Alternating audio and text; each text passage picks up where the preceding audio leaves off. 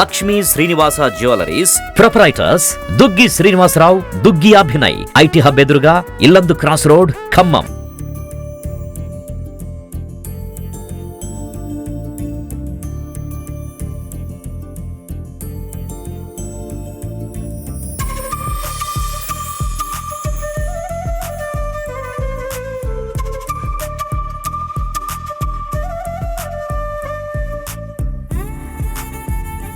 అనుమోలు బుద్ధిసాగర్, గూడూరు, తల్లాడ మండలం, ఖమ్మం జిల్లా. మాకు ఈ విలేజ్ లో అంటే 3000 ఎకరం దాకా మాగాడిని నాటేసే పరిస్థితి ఇదే రెవెన్యూ విలేజ్ లో. దానికోసం కూలీల ఇబ్బందులు, తర్వాత కొంత ఖర్చు కూడా ఎక్కువైతుంది కాబట్టి దానివల్ల ఏం చేస్తారంటే ఇది ఒడ్లు ఇందులో పోసేసి అనుకోండి 20 కేజీలు పోసేసి మామూలు ట్రాక్టర్ పోతుంటే అయ్యే కింద మొక్క జానకోట పడుకుంటూ పోతాడు.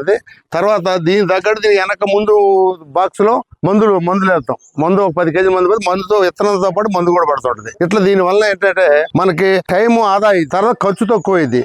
అదే ఎకరం నాటేయాలంటే నారు పెంచి కూలీలకు 5000 రూపాయల దాకా అయింది.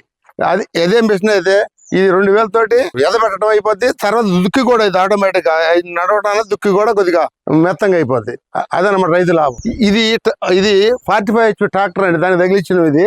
దీనికి గంటకి ఒక 2 లీటర్ల డీజిల్ అయిద్దండి ఖర్చు, అంతకంటే ఎక్కువ కాదు. ఇప్పుడు దీనికి 2 బాక్సులు ఉంటాయండి. ఒక బాక్స్ లో ఒడ్డు పోయొచ్చు, ఒక బాక్స్ లో మందులు వేయచ్చు. అది అయితే ఒక బాక్స్ నుంచి ఒడ్లు పడుతుంటే రెండో బాక్స్ నుంచి మందులు కూడా కింద పడుతుంటాయి. అదే సీడ్ ఇది తిరుగుతూ ఉంటుందండి. దీంట్లో ఒడ్లు పడుతుంటాయి. ఇట్లా పోసిన ఒడ్లు దీంట్లో పడి తిరుగుతూ ఉంటాయి. ఈ పైపుల ద్వారా కింద సాల్ట్ లాగా ఉంటాయి.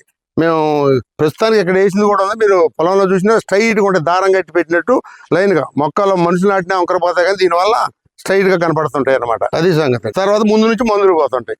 ఇది 3 సంవత్సరాల నుంచి వాడుతున్నాండి ఈ విలేజ్ లో. ఇది ఏంటంటే అంత ముందు ఏం చేసేవాడు అంటే ఊకే నాటే కౌలు ఖర్చు పెరిగింది దాని తోటి ఎదజల్లేవాడు. ఎదజల్లడం అంటే మామూలు పొడి ఒడ్డు జల్లేసి దాని మీద ఇది వేసేవాళ్ళం, ఇది పట్లర్ వేసేవాళ్ళం ట్రాక్టర్ పెట్టి.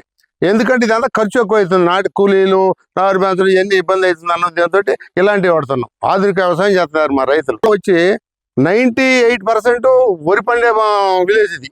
98%. మేము మేధావులలో పత్తి, మామూలుగా మిర్చి అయ్యేంతగా ఇక్కడ పత్తి, మిర్చి, మామిడి తోట ఒక 10% ఉంటాయి. 90% ఇవే ఉంటాయి వరి పొలాలు. కాబట్టి మాకు ఇది అవసరం. ఇది దాదాపు ఈ ఊళ్ళో 100 ట్రాక్టర్లు ఉన్నాయి. 100 ట్రాక్టర్లు కూడా ఈ మిషన్ చేసిపోయి వాళ్ళు తగిలించుకోవచ్చు. పెద్ద కష్టమే లేదు. మిషన్ తగిలించుకోవటమే. ట్రాక్టర్ ఉన్న వాళ్ళకి ఇక్కడ 100 ట్రాక్టర్లు ఏ రైతు కావాలంటే ఆ రైతు దాన్ని చేసిపోయి తగిలించుకొని వాడుకోవచ్చు అన్నట్టు. మంచి అనుభవం గల డ్రైవర్ కూడా అంత అవసరం లేదు దీనికి. మామూలుగా ఈ ఒక లైన్ గా పోతుంటే చాలా ఒక గొర్రె పోయిందంటే ఆ గొర్రె పక్కన ఇంకో గొర్రె పోతుంటది. అదే లైన్ లో విత్తనాలు పడుతుంటాయి కాబట్టి ఇబ్బంది ఉండవు.